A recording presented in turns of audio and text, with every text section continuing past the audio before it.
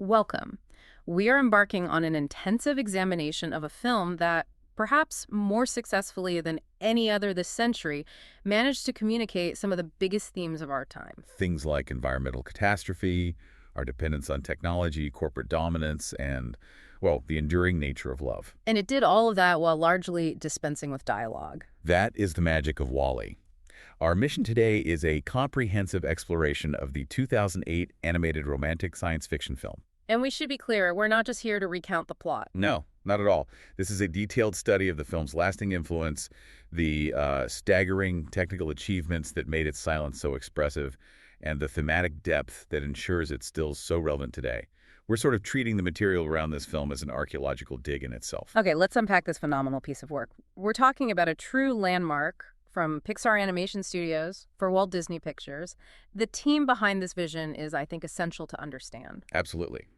You have director Andrew Stanton, who also co-wrote the screenplay with Jim Reardon. And that was based on a story he developed much earlier with Pete Docter. Right.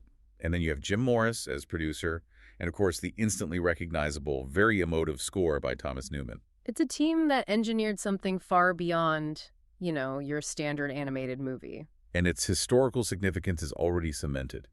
Just recently, in 2021, Wall-E was selected for preservation in the U.S. National Film Registry by the Library of Congress. Which is a huge deal. That designation is only for works deemed culturally, historically, or aesthetically significant. And it was only the second Pixar film to ever get that honor, right after the original Toy Story.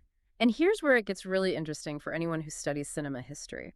In 2022, director Andrew Stanton specifically requested that Disney license the film to the Criterion Collection. Which is almost unheard of for a film like this. Exactly. It was then re-released as a special edition 4K Blu-ray, making it the very first Pixar or Walt Disney Pictures feature film ever to get a Criterion release. And that decision, it signals something profound.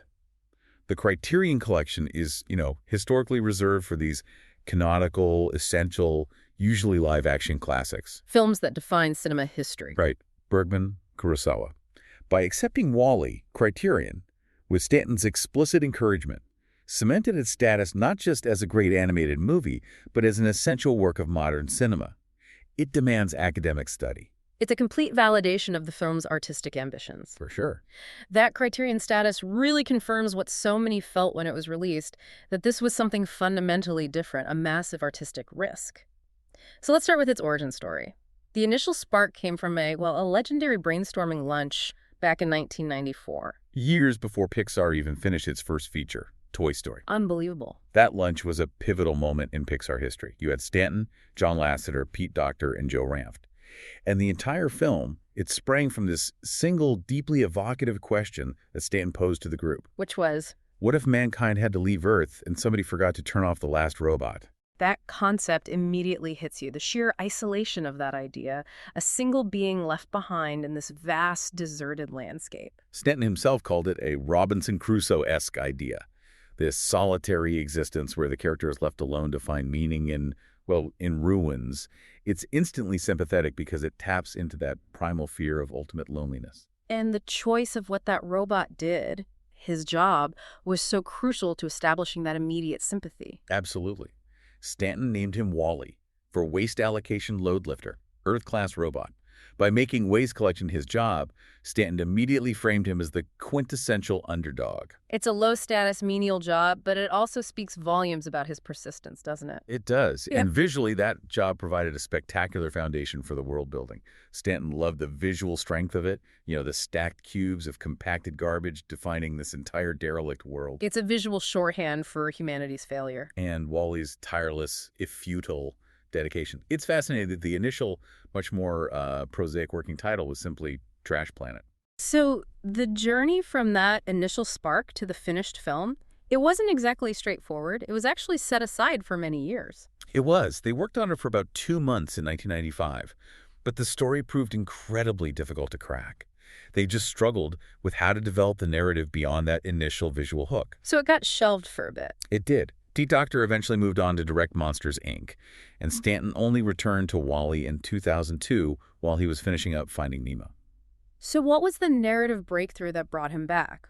What finally cracked it? The central idea that reignited the whole project was the introduction of the plant. The plant. Wally finding this small, persistent green sprout. It became the central symbol, a sign of life persisting in a world defined by decay. This external persistence mirrored Wally's own internal, almost spiritual persistence and his lonely hope for companionship. It gave the narrative a concrete goal: get the symbol of life to safety. So once they had the lone robot on a trash world hook, the creative team then had to figure out what happened to the humans who abandoned Earth. And that evolution is, it's arguably one of the most bizarre concepts they played with. Oh, it is. The original concept for humanity was surprisingly dark and strange before they settled on the final depiction of the travelers aboard the Axiom. Stanton had initially envisioned the descendants of humanity as these cruel alien gels. Cruel alien gels. That sounds more like a horror film concept than a Pixar movie. The sources describe them as completely devolved, gelatinous, boneless, legless, see-through green creatures, essentially like Jell-O. They were the extreme result of the environmental collapse and the escape into zero-gravity comfort. But what's interesting is that this bizarre concept was actually rooted in science. It was. Physiologist James Hicks consulted with Stanton on the concept of atrophy and the effects prolonged weightlessness would have on the human body. The gels were the ultimate exaggerated result of that physical degeneration, a total loss of form and function. But the gels were ultimately scrapped. Why did the team decide they were, quote, too bizarre to work? Well, it's interesting they drew a line there. The sources suggest the problem wasn't just the visual weirdness, but the danger of losing the audience's ability to sympathize with humanity. They would have been too alien. Too alien. They also spoke a made-up gibberish language, which Stanton worried would be too complicated and alienating. The choice of the gels meant humanity was truly lost, with no hope of redemption. So the transition to the final depiction, the fetus-like humans, that was a deliberate choice to preserve audience empathy and the film's core metaphor. Exactly. They became these obese, completely dependent big babies floating on their hover chairs. This shift unlocked the film's key metaphorical theme: humanity learning to stand again and grow up. The humans needed to be depicted as fetus-like so the audience could still recognize themselves in them despite their degeneration. It made their eventual struggle to walk feel more profound. Much more. The innovative approach extended right into the nuts and bolts of the screenplay itself, which is remarkable given the film's almost complete lack of traditional conversation. Right.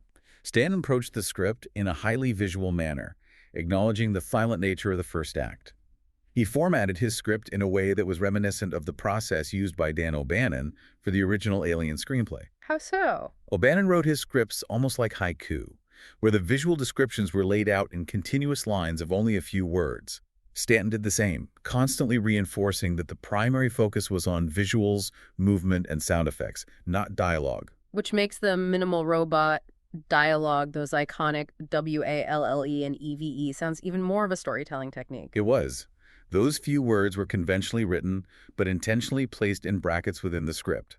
That bracketed dialogue serves as a constant reminder that sound was substituting for conversation, focusing on intonation and emotional inflection rather than, actual semantic content. Beyond the formatting, there were critical plot revisions that really strengthened the emotional core. The climax specifically went through a major change. This is a crucial detail for understanding the film's central theme of love-defeating programming. For example, during a 2007 test screening, EVE was originally the one who got electrocuted, and Wally repaired her. It was basically a technical fix. But they reversed that for the final version. It was strategically reversed. Stanton made the decision so that EVE would replace her original foundational directive of bringing the plant to the captain with a far more important self-chosen and emotional directive, repairing Wally. It emphasizes her emotional growth. Precisely. It proves that irrational love supersedes cold logic. It changes the entire meaning of the ending. Absolutely. And on top of that, the creative team enhanced Wally's heroism at the climax by having him hold the holo detector open, despite being badly hurt and crushed by the ship's autopilot, Otto. The sources suggest the idea of Wally losing his memory in the final scene came after the abandoned, more technical scene where Eve had been shot and Wally gave her his own battery. So the focus wasn't on the technical fix, it was on the sentimental, almost spiritual kiss that restored him. Yes, this foregrounds the emotional commitment over the mechanical component. That emotional ending was so critical that they even added a unique, stylized end credits animation to clarify the film's ultimate optimistic tone. Why did they feel that was necessary? Stanton felt that after early screenings, about half the audience worried that the humans were too far gone and would just die out on Earth. Oh, interesting. So the beautiful end credits, created by Jim Capobianco, made it definitively clear that the tone was optimistic. They showed stylized versions of humans and robots working side by side in different artistic movements. Impressionism pixel art, symbolically illustrating the process of restoring the planet. It was a visual assurance that the future was bright, not bleak. The storytelling innovations and that depth of character are matched only by the incredible technical mastery on display.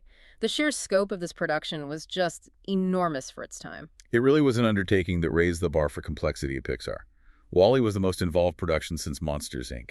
The volume of material is staggering. 125,000 storyboards were required to block out the action. And what's the typical average? Around 75,000, so a huge increase. They weren't just animating characters, they were crafting a cinematic environment, frame by frame, that communicated emotion without dialogue. Let's talk about the look of it and how lighting specifically communicated the emotional trajectory. Production designer Ralph Eggleston aimed for a very specific progression just through light. This was a highly deliberate choice.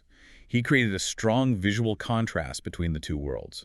The first act on Earth used this romantic, almost golden lighting, reminiscent of a sunset. It created warmth and vulnerability for WALL-E. Right, the world is desolate, but his little home is cozy. Exactly. Conversely, the second act on the Axiom used cold, sterile lighting blues, whites, sharp fluorescent lines, to reflect the human's detached, automated, and antiseptic existence. And then the third act bridges those two aesthetics. Precisely. During the third act, that romantic, golden light slowly starts to get reintroduced into the Axiom's environment as humanity begins to reawaken, to stand up and re-engage with the effort of living. It's a visual manifestation of their rebirth. And the derelict Earth wasn't just pulled from imagination, right? They consulted real-world locations and experts to ground those trash heaps in reality. They did. They studied photographs and documentation of Chernobyl and the city of Sofia, Bulgaria, to inform the look of the ruined world. The art director, Anthony Christoph, who is from Bulgaria, provided specific input, recalling Sofia's historical problems with garbage storage. So that provided a real-world anchor for those immense trash towers WALL-E climbs. It did. Eggleston also deliberately bleached out the whites on Earth to make WALL-E feel more exposed, and used overexposed light to create this palpable sense of vastness and loneliness. To achieve this specific, grounded aesthetic, they brought in giants of live-action cinematography, which is highly unusual for an animated feature. This is where they really blurred the line between animation and cinema. They went to the best. Legendary cinematographers Roger Deakins and Dennis Muren, a visual effects pioneer. Their goal was not to make the animation look perfect, but to incorporate the look of 70mm film. What exactly does that mean in practical terms for the animation? It meant deliberately replicating the imperfections you typically associate with physical film and live-action cameras. So things like barrel distortion. Exactly. Barrel distortion, where straight lines bow outward at the edges of the frame. And lens flare, those streaks of light. And racking focus, shifting focus quickly between foreground and background. They even used 1970s Panavision cameras as a physical reference to replicate those handheld imperfections and the grain of the film digitally. That's incredible detail. It is. The sources note Stanton cited the shallow lens work in Gus Van Sant's films as a key influence, using very tight close-ups to create immediate intimacy with the characters, something usually reserved for emotional live-action drama. That focus on live-action sensibility extended to the massive design of the Axiom. It feels less like a cartoon setting and more like an engineered, plausible environment. The Axiom is a study in contrasts. The exterior design was inspired by modern, large-scale architecture, the high-tech, clean lines of cities like Shanghai and Dubai. But the interior was different. The interior drew heavily from a mid-century utopian optimism. 1960s NASA paintings and concept art for Walt Disney's Tomorrowland. Architecturally, Eggleston based the complex, flowing designs on the futuristic work of Spanish architect Santiago Calatrava. I found the ship's internal segmentation, the class structure, fascinating because it reflects the societal stratification they were escaping. It was meticulously planned. Eggleston divided the inside into three parts. The rear, or economy class, was stark basic gray concrete, with graphics limited to the red, blue, and white of the by and large logo. And coach class. Coach class, where most of the consumption happened, featured constant S-shapes in the hallways because people were always looking for the next thing to buy, what's around the corner. And premier class, where the captain resides. That was designed as a large, zen-like spa, limiting colors to turquoise, cream, and tan, signaling this false sense of peace and luxury. To further enhance its artificial feel, the camera movements inside the Axiom were modeled on the smooth, detached motion of a Steadicam. Let's move to the characters. They needed to convey personality without speech, relying entirely on design and movement. Wall-E is just a masterpiece of machinist character. Stanton's mandate was simple. Wall-E had to look and function like a machine, similar to previous Pixar successes like Luxo Jr. or R2-D2. The most famous design element, his eyes, were inspired by a pair of binoculars Stanton was distracted by during an Oakland athletics game. Really? Yeah. He realized the robot wouldn't need a nose or mouth, and by adding a zoom lens feature to the binoculars, they gave Wall-E a sympathetic, childlike quality, a perfect window into his soul. And his physical mechanics were surprisingly complex, even if they look simple, because they had to reflect his function realistically. That realism was key to generating empathy. The animators intentionally avoided giving him elbows because a waist compactor isn't designed to pull garbage. So his arms were on a track. Exactly, attached to a track on the sides of his body, based on the mechanical designs of inkjet printers. This movement system was critical to his posture. They could lower his arms to make him appear nervous or submissive, or raise them to show determination. Even his tank treads were inspired by a specialized wheelchair design. EVE, on the other hand, is the complete opposite, the pinnacle of sleek, modern, almost disposable technology. She was meant to represent the higher end of the technological spectrum. She was intentionally designed as an egg-shaped, simple, clean, and minimalist. Pixar even sought input from Apple's iconic iPod designer, Jonathan Ive. Who was reportedly very impressed. Yes, with her seamless, buttonless aesthetic. Her minimalist design meant the animators couldn't rely on facial expressions. They had to rely entirely on posing her egg-shaped body to express emotion.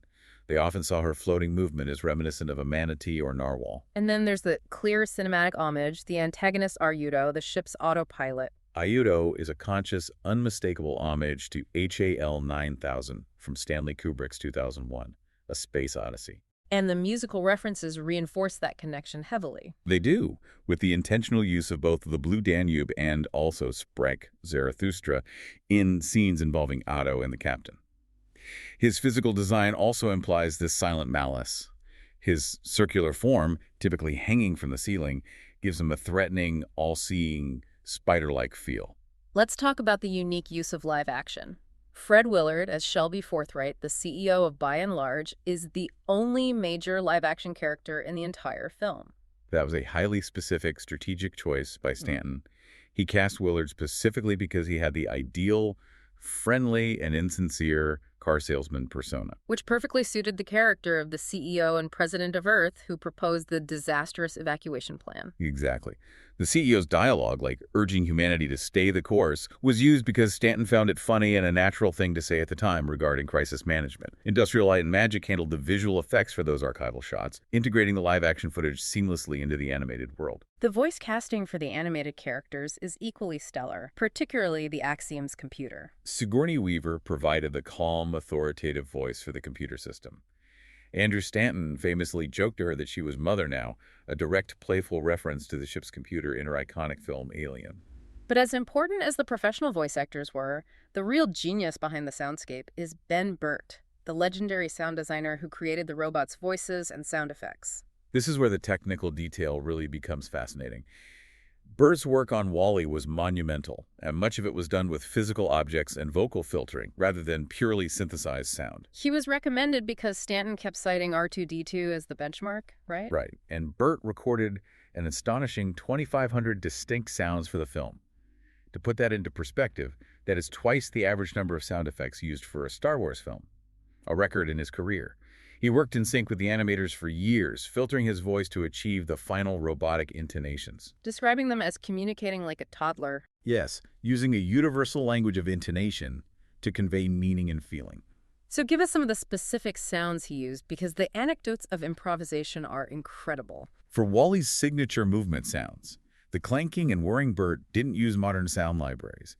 He relied on a 1950 hand-cranked electrical generator he bought unused on eBay. No way! Yes.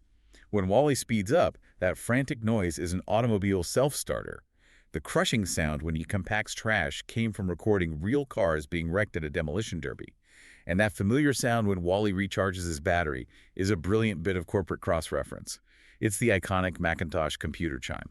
And Evie's sounds were just as imaginative, reflecting her high-tech design. Her plasma cannon sound, which is surprisingly complex, was created by hanging a slinky from a ladder and hitting it with a timpani stick. Yeah. Burt described the result as a cousin to the blaster noise he created for Star Wars. Her smooth, high-speed flying sounds were recorded using a flying 10-foot-long radio-controlled jet plane. And Authuno's cold, calculated voice based on the Apple Macintosh text-to-speech program. That's Macintalk. Stanton chose it precisely because he wanted Otto to be the epitome of a robot, cold zeros and ones, calculating and soulless. The goal was to remove all human inflection. The effect was further enhanced with additional clockwork sounds to imply that he's constantly thinking. Burt's work was exhaustive, even extending to environmental sounds. He used his own 1987 field recordings from Niagara Falls for the Earth's wind and ran around a hall with a canvas bag to record the specific texture of the sandstorm sounds. The sound design made the machines feel real, but the emotional anchor, especially given the lack of dialogue, must have relied entirely on Thomas Newman's score. Newman, who had previously worked with Stanton on Finding Nemo, started writing the score very early in the production process back in 2005. This was critical because he had to compose music that could carry the emotional narrative without overwhelming the quiet character moments. And he had to balance Stanton's desire for a purely orchestral score with the sterile reality of the Axiom scenes. Right. He ultimately incorporated electronic elements to prevent the music from feeling, anachronistic in a futuristic setting. But the most unexpected part of the music is the use of two specific songs from a classic Broadway musical. Yes, the two songs from Hello, Dolly, Put on Your Sunday Clothes, and It Only Takes a Moment, are the unexpected, tender musical heart of the film. Stanton used them because he had portrayed the character Barnaby Tucker in a high school production of the musical in 1980. And he felt the lyrics mirrored Wally's own naive hope for finding love. Exactly. The songs are about two naive young men searching for companionship and excitement. It was a perfect match. And the physical artifact of the film reel itself became integral to the plot. Yes. Jim Reardon, the storyboard supervisor, suggested Wally find the film on video. Stanton then specifically included the song It Only Takes a Moment, and critically, the clip of the actors holding hands. This specific visual artifact provided a literal, understandable model for Wally to comprehend the concept of romantic love. And the film's composer, Jerry Herman, found the incorporation of his songs to be genius. He did, recognizing the new, poignant context given to his work. That blending of hyper-advanced sound design, intentional visual imperfections, and nostalgic Broadway tunes created an entirely unique viewing experience, intentionally evoking silent film legends. For sure. The entire production team immersed themselves in the history of silent cinema. The sources state the filmmakers watched a Buster Keaton and a Charlie Chaplin film every single day for almost a year during development. And Stanton noted that Keaton's ability to communicate tremendous emotion using his great stone face gave the animators perseverance. It did. They realized that dialogue had been relied upon too heavily since the advent of sound cinema, and they wanted to convey all necessary emotional nuance silently. They also drew heavily from non-dialogue reliant sci-fi classics like 2001, A Space Odyssey, and Silent Running. Beyond the technical marvels, the film's lasting power really lies in its profound thematic weight. It operates as this powerful social critique disguised as a charming, almost fable-like robot love story. The core social criticism is absolutely unambiguous. Earth is not destroyed by aliens or nuclear war. It's portrayed as an inhospitable, garbage-strewn wasteland caused entirely by an ecocide, which is directly linked to rampant consumerism, corporate greed, and environmental neglect. It tapped directly into real-world concerns about rapidly filling landfills. Bringing these complex ecological issues to a massive family audience. And the source of that collapse is By and Large, or BNL, the megacorporation that dominates every single aspect of life. It's effectively a global corporatocracy. The irony is rich and deliberate. BNL not only caused the environmental collapse, but also provided this solution facilitating humanity's evasion of the problem via the luxurious Axiom starship. And this was more than just cinematic world building. Disney's promotion team created a massive, detailed fictional website for BNL. With fake press releases starting in 2057, like Wisconsin Mall granted city status, and chillingly BNL announces Police Select, underscoring how deeply this single corporate entity controlled every facet of society. It was a global nanny state. The film also leans heavily on the theme of nostalgia and the idea of transforming garbage into sentimental treasure.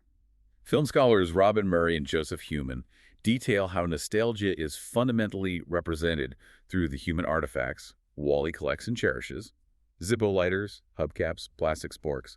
These commonplace modern items become sentimental treasures in the bleak future, imbued with profound meaning. It effectively positions the robot as an archaeologist for a lost human culture, teaching the audience to value what they currently discard. Exactly. Archaeologist Ben Marwick wrote about this, noting that Wall-E acts as an archaeologist with his methodical collection and classification of artifacts, even having to face the typological dilemma of classifying a spork as either a fork or a spoon. A small moment that forces the audience to consider the historical context of their own consumption. And that sense of nostalgia is also driven deeply by the score. The opening shot of space slowly zooming in on trash-filled Earth set to put on your Sunday clothes reflects this deep, almost painful longing for simpler, happier times. Ultimately, the most profound longing the film explores is for nature itself, contrasting the artificial comfort of the axiom with the tactile reality of Earth. The film makes it abundantly clear that the ultimate goal is not more wealth or sustained luxury, but reconnection with the simple physical world. The sight and feeling of soil and the living plant brought back by EVE are what finally motivate Captain McCrae to make the pivotal decision to fight Otto and return to Earth. The tactile experience of existence triumphs over the simulated one. Absolutely. The film's villain isn't a monster or an invader, it's a dependency on technology itself that has replaced effort and connection. Technology is the complex antagonist here. The sources analyze that the humans on the Axiom have become completely separated from nature and purpose by their fully automated lifestyle, making them slaves of both technology and their own base appetites. Andrew Stanton himself stated that the effort taken away by robots also removes humanity's need to put effort into relationships and living the messy part of life. Right. Yet the film avoids being anti-technology in a sweeping way. It seems to argue for a balance. That's a crucial distinction. Christian journalist Rod Dreher, while analyzing the film, emphasized that Wall-E is not a Luddite film.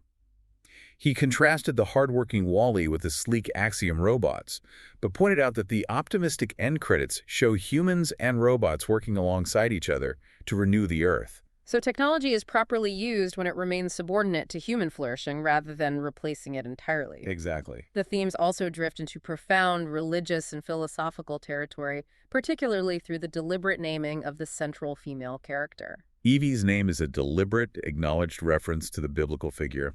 Stanton, who's a Christian, made this connection because Wall-E's initial profound loneliness strongly reminded him of Adam before God created his wife, seeking a counterpart in a desolate garden. And the core mission of finding the plant echoes one of the oldest human stories. The allegory runs deeper, relating directly to the Noah's Ark story.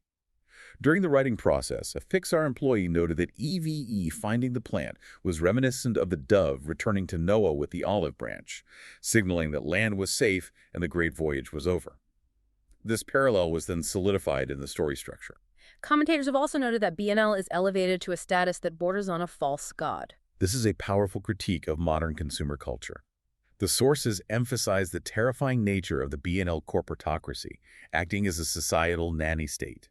This is particularly highlighted in that disturbing scene where a robot teaches infants, B is for by and large, your very best friend. It's a direct parallel to modern corporations attempting to create brand loyalty in children from their very first breath, Replacing traditional sources of comfort and morality with commercial slogans. The entire lazy lifestyle offered by BNL on the Axiom is presented as this false paradise, one that removes suffering and effort, but also removes meaning. And philosophically, Wall-E himself has been compared to mythical figures, elevating his simple repetitive task to a classical, heroic struggle. He has been linked to Prometheus, who stole fire from the gods, which mirrors Wall-E bringing the literal spark of life, the plant, and the spark of love to the captain and Evie. He has also been compared to Sisyphus, eternally pushing a boulder. Reflecting Wall-E's own eternal task of compacting garbage that keeps mounting. And what about the comparison to the myth of Euthydemus? That's one of the most poignant analogies.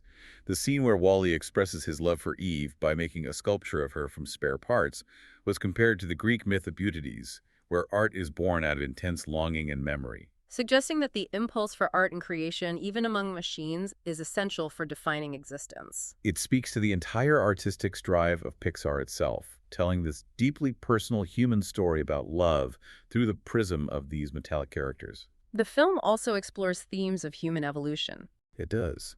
Scholars noted that the film uses two classic biological and historical watershed moments as narrative focal points. First, obligate bipedalism, the definitive evolutionary human trait of walking upright, which is demonstrated in Captain McCrae's physical struggle to rise from his chair and stand to challenge Ayatudo. It's a literal representation of humanity finding its legs again. Exactly. And the second is the invention of agriculture, symbolized by the plant growing into a tree during the end credits, which signals humanity's return to working the land and cultivating their future rather than consuming their present. Humanity on the axiom experienced evolution, and Wall-E and Eve become the unwitting catalyst for the next stage of human evolution. The complexity of these themes, paired with the sheer charm and silent film pacing, ensured that Wall-E was an immediate and massive success, both critically and commercially. Commercially, it grossed over $532 million worldwide. Critically, the reception was virtually universal acclaim, achieving a near-perfect 95 out of 100 on Metacritic. The American Film Institute noted that the film proved the only true boundaries of the animated medium are the human imagination itself. The critical praise was almost unbelievably effusive. Richard Corliss of Time not only named it his favorite film of 2008, but his favorite film of the entire decade. He praised its ability to connect with a huge audience, despite the main characters lacking traditional emotional signifiers like a mouth, eyebrows, shoulders, and elbows. And you went a step further, comparing Wall-E and Eve's chemistry to that of Spencer Tracy and Katharine Hepburn, placing the robot couple in the pantheon of Hollywood romance. Roger Ebert also declared it the best science fiction movie in years, emphasizing that the scarcity of dialogue allowed it to cross language barriers globally. That universal acclaim translated into significant accolades, although there was notable controversy surrounding the top-tier nominations at the Oscars. The film won the Academy Award for Best Animated Feature and received 5 other Oscar nominations, including Best Original Screenplay, Score, and Song. However, despite being hailed as one of the very best films of the year, it was famously not nominated for Best Picture, sparking widespread controversy. That snub was strongly criticized by prominent voices. Indeed. Film critic Peter Travers stated, "If there was ever a time where an animated feature deserved to be nominated for Best Picture, it's Wall-E," arguing that the Academy was still operating under an outdated prejudice against animation. It seems the Academy was still struggling with whether animation could compete outside of its designated category. That's the consensus from the sources. Stanton later commented that he wasn't personally disappointed, but he noted that the line between live action and animation was getting so blurry that the industry was finding it harder and harder to categorize. Regardless of the Oscar snub, it performed exceptionally well at major critical bodies. It holds a significant record in this regard. It was the first animated feature to win Best Picture from the Los Angeles Film Critics Association. It also won Best Film from the Chicago Film Critics Association and tied for Best Film with the Boston Society of Film Critics. These wins are a powerful endorsement of the film's artistic merit over its technical classification. For sure. And its technical and musical brilliance was recognized with Thomas Newman and Peter Gabriel winning 2 Grammy Awards, and the script won the Nebula Award for Best Script, a major prize in the science fiction writing community. Now, we must address the ideological response, which was deeply split, particularly among conservative commentators. The power of the film is evident in how sharply the sources disagreed on its political message. We have to report impartially on both sides of that debate. We must. It's a reflection of the film's powerful, multifaceted themes. On one side, some conservative commentators criticized the film harshly as leftist propaganda about the evils of mankind. Greg Polowitz called it a 90-minute lecture on the dangers of overconsumption. Another critic described it as Malthusian fear-mongering. So these views focused heavily on the film's perceived condemnation of capitalism and consumerism. Exactly. However, there was a robust and equally compelling counter-argument from other conservative voices who interpreted the film through a completely different, more traditional lens. How so? Patrick J. Ford, writing for the American Conservative, argued that critics missed the fundamental lessons that actually appealed to traditional conservatism. He argued that the mass consumerism shown was a result of the overly close, corrupted ties between big business and big government. Because by and large was not just a company, it had replaced the government. Right. This centralized power, Ford argued, led to humanity's downfall. He stressed that the film ultimately advocated for fundamental conservative representations of value, the value of work, the nuclear family unit, genuine human interaction, and the virtue of returning to the earth to cultivate a meaningful life. So, depending on the lens, the criticism was either that the film was too anti corporate and preachy, or that it was actually a powerful defense of traditional values against the corruption of centralized corporate power. It just demonstrates the incredible potency of the film's social criticism. It spoke to multiple ideologies simultaneously because its central theme, as Stanton put it, was the universal concept that irrational love defeats life's programming. The cultural legacy continues to grow. We already mentioned its inclusion in the National Film Registry in 2021 and the unprecedented Criterion Collection release in 2022. And its enduring status is further confirmed by its placement on major retrospective lists. It was included in the New York Times, the 100 Best Movies of the 21st Century list at number 34, and on Rolling Stone's similar list at number 47. It is firmly established as a critical piece of 21st century cinematic discourse. And finally, a clear sign of its deep emotional connection with the audience, the hobbyist phenomenon of building working recreations of Wall-E. Yes, the love for the character is so strong that robotics hobbyists like Mike McMaster and Mike Senna have devoted years to building incredibly sophisticated, moving animatronic recreations of Wall-E and Eve. These models showcase the deep, enduring affection the public has for this small, persistent robot, and the profound message of hope he carries. In closing, what Wall-E accomplished was monumental. By stripping away dialogue and focusing on the nonverbal performance of its characters, the film was forced to rely on the genius of its sound design, the nuance of its animation, and the universality of its characters to convey massive global themes. It used a simple robot love story as the foundation to critique rampant consumerism and technological over-reliance, all while delivering a message of profound, realistic optimism about humanity's capacity for change through effort and connection. It truly is a powerful narrative that our human capacity for irrational love and simple, tangible effort is what ultimately saves us from the logical but ultimately destructive programming of a purely automated life. It raises an important question for all of us to consider based on the themes presented in the source material. Given the film's message that love defeats programming, how much of our own current technology, our algorithms, our delivery systems, our comfortable automation relies on programming us into convenient, passive, but ultimately isolating routines, and what small, perhaps irrational acts of conscious effort or genuine human connection are needed to break free, stand up, and find genuine, meaningful existence. Thanks for listening.